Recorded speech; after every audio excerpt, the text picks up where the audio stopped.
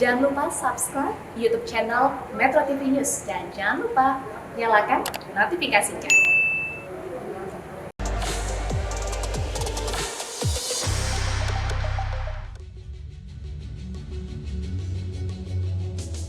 Terima kasih pemirsa, Anda masih bersama kami di Economic Challenges. Mbak Sita, kita tahu di APBN sekarang itu 500-an triliun ya dipakai untuk subsidi energi.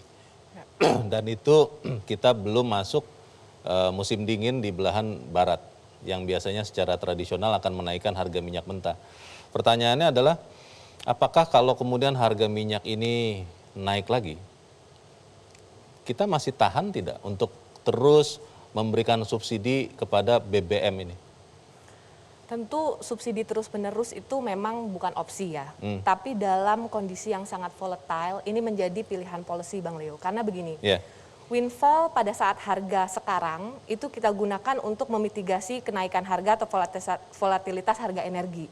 Kalau ada kejadian harga naik, maka revenue kita juga naik daripada perkiraan sebelumnya. Jadi windfall-nya juga naik. Kita bisa pairing dengan subsidi yang sama. Tapi seberapa besar subsidi atau harga itu harus dijaga, tentu kita harus melihat ulang perekonomian kita sudah dalam level lentingan yang di sebelah mana. Kalau perekonomian itu sudah mulai balik, secara level ya kita dibandingkan 2019 dari sisi pengeluaran, semua konsumsi, investasi, semua sudah di atas tahun 2019 secara level. Sebelum pandemi berarti ya? Sebelum pandemi. Kemudian secara sektor juga hampir semua sudah kembali, terutama sektor-sektor besar yang labor absorption-nya tinggi ya, seperti manufacturing, itu sudah kembali ke periode level di 2019 gitu ya. Jadi memang challenge-nya, pertanyaannya bukan apakah ini akan ada seterusnya, memang tentu bukan begitu ya. Tapi seberapa banyak pemerintah willing to intervensi untuk menjaga kestabilan, karena dengan menjaga kestabilan itu adalah ongkos yang harus kita bayar untuk menjaga pemulihan ini. Karena begitu ekonominya pulih, private sector mulai masuk kembali ke dalam perekonomian, mulai berputar, maka posisi fiskal juga sudah tidak diperlukan sewaktu seperti pandemi kemarin. Kan kita tahu juga Mbak Sita bahwa energi dan makanan itu yang paling harus diwaspadai. Ada semakin banyak orang yang mengingatkan hati-hati yang suka makan mie instan. Harga gandum ini akan naik, tadi sebelum on air Mas Tauhid bilang sudah naik 20% katanya harga gandumnya, harga mie instannya. Ini masih tetap di dalam perhitungan kita tidak? Tentu berbagai shock yang terjadi itu kan ada variasinya ya, variansnya. Kita menjaga memang yang perlu dijaga betul adalah yang masuk ke dalam golongan miskin dan rentan. Jadi bottom 40% selama pandemi, bottom 40% itu kita perluas menjadi bottom 50%. Nah ini bantuan pemerintah kepada masyarakat golongan miskin rentan bermacam-macam. Ada yang memang sudah ada sebelum pandemi seperti PKH dan berbagai direct transfer itu memang sudah ada gitu ya. Namun selama pandemi kita tahu bahwa ada tambahan karena memang tekanan kesulitan karena harga dan karena income yang tergerus itu pasti mempengaruhi konsumsi, kemampuan konsumsi dari miskin rentan, golongan miskin rentan. Nah sekarang fokus kita pemerintah sebetulnya bagaimana menjaga kemampuan fiskal, menjaga pemulihan ekonomi untuk keseluruhan, tapi khusus untuk golongan miskin rentan itu memang ada tambahan bantuan karena memang membutuhkan dan juga itu menjaga level konsumsi masyarakat secara umum. Singkat saja Mbak Sita, berkali-kali Presiden mengatakan harga BBM itu harusnya sudah naik. Dikatakan berkali-kali.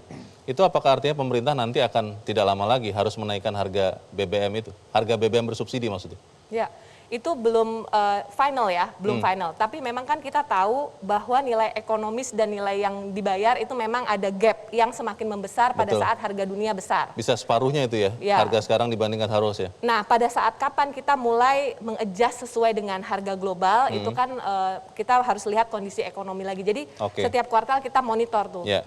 Terima kasih Mas Haryadi. Pengusaha kan juga ingin stabilitas ya, mudah dihitung begitu. Tadi Mas Haryadi mengatakan begitu. Kalau untuk harga BBM, subsidi energi dan subsidi yang lain-lain, bansos atau yang lain-lain, itu sebaiknya kalau menurut pengusaha tetap dipertahankan pemerintah, katakanlah sampai tahun depan. Karena tadi kan dikatakan Presiden tahun depan ekonomi dunia itu gelap. Atau memang kalau tidak sanggup lagi pemerintah, ya harus dilepas sedikit-sedikit. Misalnya katakanlah harga Pertalite mungkin tidak mau harus dinaikkan, bagaimana? Jadi ini kan kita nih kebetulan dapat windfall profit ya Yeah. dari kenaikan harga komoditas. Nah tentu pemerintah pasti akan berhitung dari windfall ini kira-kira kelanjutannya gimana. Selama windfallnya itu cukup, saya rasa pemerintah pasti akan subsidi. Tetap Tadi pertahankan yang subsidi. dibilang oleh Mbak Maci tadi untuk menjaga kelentingan tadi ya. Yeah. Tapi itu tadi yang kita khawatirkan kalau windfallnya ini terus makin kecil gitu kan. Nah memang mau tidak mau kalau dalam kondisi yang seperti itu harus menurut saya ya harus ada penyesuaian. Tapi nanti harga barang Mas Haryadi akan langsung naikkan, katanya kan begitu. Enggak. Kalau dari dunia usaha ya nggak bisa langsung begitu juga Mas. Kan harus dilihat juga apa dari sisi kemampuan masyarakat bagaimana kan. Itu tentunya semuanya ada perhitungan-perhitungannya. Yeah. Dan kalaupun itu naik, masyarakat tuh kan juga punya pilihan. Ya dia nggak ya tadi contoh lah kita ngomong tentang mie instan ya. Kan belum tentu juga dengan naik 20% itu lalu juga masyarakat mau beli, bisa aja dia beralih kan selalu Makanan yang lain. Market itu kan kenyal ya, apalagi lentur gitu. Dia akan mencari Elastis ya. Jadi kalau menurut saya kembali lagi kan nanti akhirnya kemampuan APBN kita gimana? Itu ya tentunya kalau terus-terusan dalam kondisi yang tertekan dan tidak ada penyesuaian harga, ya tentu yang akan jebol adalah APBN-nya kan gitu. Nah tapi kembali lagi, kalau kita melihat tren daripada, ini kan ada urusannya juga dengan geopolitik ya. Betul. Selama Ukrainanya masih kayak gitu, rasa-rasanya sih windfall-nya masih rada panjang.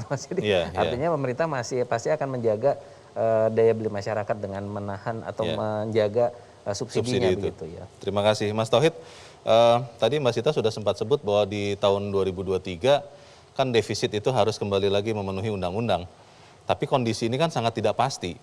Ini masih bisa dikendalikan atau tidak menurut Anda?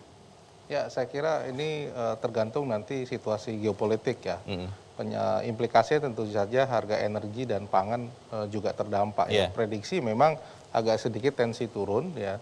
Tapi kita nggak tahu apakah situasi lebih buruk. Nah, memang kalau misalnya harga masih tetap di atas 100, saya kira skenario katakanlah defisit di bawah 3% itu kelihatannya terlalu mepet ya. Karena saya baca di 2023 kita harus membayar pokok dan bunga utang sekitar 400 triliun.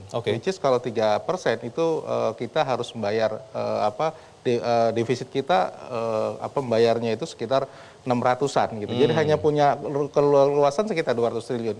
Which is nggak sanggup kalau misalnya untuk membayar semua subsidi. Nah itu yang menurut saya terlalu tipis. Nah makanya memang bagaimana kalau windfall ini kemudian menjadi modal buat tahun depan begitu. Ini yang saya kira juga harus dipertimbangkan begitu.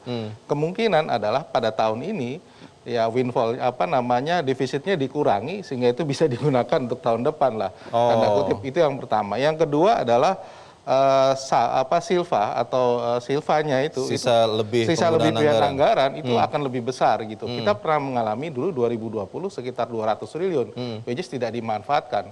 Dan itu trennya kelihatannya agak ke situ karena apa? Ya tadi belanja pemerintah tidak semuanya digunakan sebagaimana mestinya begitu dan bisa saja nanti bisa akan terjadi sampai akhir tahun ini begitu. Kalau bicara subsidi energi itu, Mas Tauhid, kalau menurut Anda sekarang sudah relatif tepat sasaran atau tidak? Kan Pertamina kan berusaha untuk terus mengamankan jangan sampai over kuota nih. Ya, saya kira kalau hasil data evaluasi Susenasnya BPS ya jelas tidak tepat sasaran jauh lebih banyak begitu ya. Karena kelompok menengah dan mampu itu mengkonsumsi katakanlah jenis yang memang harusnya masyarakat bawah begitu. Dia mengkonsumsi pertalite, solar dan sebagainya begitu. Sementara kebijakan tadi untuk subsidi tertutup sebenarnya sudah 10 tahun lalu tapi tidak ada perkembangan yang berarti. Kebijakan itu sudah lama tapi praktiknya yang tidak kelihatan. Baik. Bagaimana kita mengantisipasi berbagai perubahan ini?